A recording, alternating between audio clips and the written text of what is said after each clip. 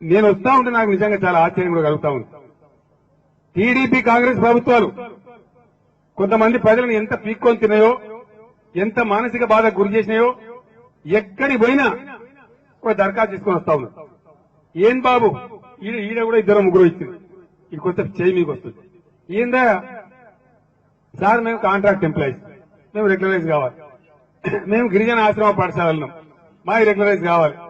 బాసర టెంపుల్లో ఉన్నాం, కాంట్రాక్ట్ ఉద్యోగస్తాం, మాది రెగ్యులరైజ్ కావాలి. ఎక్కడికి పోయినా గతంలో నేను బాగా విమర్శ చేసిన, ఈ contract doctor, contract lecturer, contract teacher, contract nurse, మరి సపరేట్గా కాంట్రాక్ట్ ముఖ్యమంత్రి కూడా న్యాయం కాదు. ఏ పంచాయతీ లేదు. కాంట్రాక్ట్ ముఖ్యమంత్రి, కాంట్రాక్ట్ మంత్రులు వీళ్ళకన్నా బెటరీని పనిచేస్తారు వాళ్ళు. అందుకే నేను మనవి చేస్తా ఉన్నా, తెలంగాణలో ఉన్న కాంట్రాక్ట్ ఉద్యోగస్తులు మీరు ఏ డిపార్ట్మెంట్ అన్న కావచ్చు, ఏ పాఠశాల కావచ్చు, లేదా మరొకటి కావచ్చు, కాంట్రాక్ట్ ఉద్యోగం అన్న సిద్ధాంతానికే కేసీఆర్ వ్యతిరేకం. నాకు అది పడది. కాబట్టి ఎందుకు పడది? అది ప్రజలను వంచడం. కాంట్రాక్ట్ టీచర్, రెగ్యులర్ టీచర్ చేసేది గదే పని, కాంట్రాక్టర్ చేసేది గదే పని. వీళ్ళకి జీతాలు ఇయ్యరు.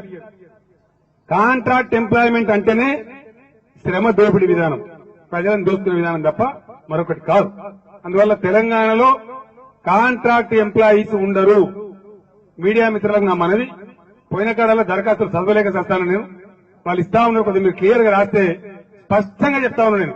అది ఏ డిపార్ట్మెంట్ అయినా సరే, ఏదైనా సరే, తెలంగాణలో తెలంగాణ ప్రభుత్వంలో కాంట్రాక్ట్ ఉద్యోగస్తులందరినీ కూడా రెగ్యులరైజ్ చేస్తామని చెప్పి నేను మనవి చేస్తా ఉన్నా. ఒక్క ఉద్యోగం కూడా కాంట్రాక్ట్ బేసిస్ లో ఉంచాం. మీరు నిశ్చింతగా ఉండండి. ఇలా టీఆర్ఎస్ గవర్నమెంట్ గెలిపించుకోండి, ఎక్కడో అక్కడ బ్రహ్మాండంగా మీకు ఏర్పాటు చేస్తామని మనవి చేస్తా ఉన్నా. మా అక్క చెల్లెలు నా ముందు